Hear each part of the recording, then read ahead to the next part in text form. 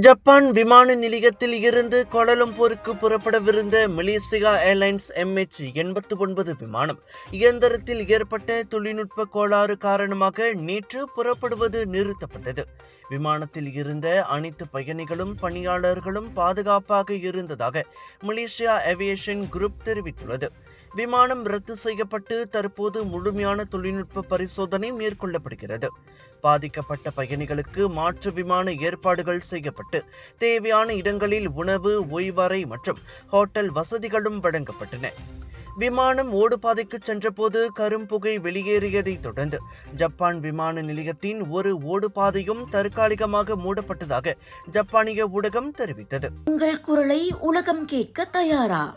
வணக்கம் மேக்ஸ் வழங்கும் வணக்கம் வாய்ஸ் 2026 பவர்ட் பாய் வணக்கம் மலேசியா. மெயின் ஸ்பான்சர் போ மலேசியா.